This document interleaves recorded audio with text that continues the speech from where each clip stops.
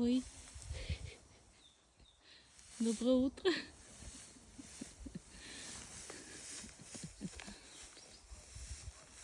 Скажи, кто потревожил мой сон? Привет.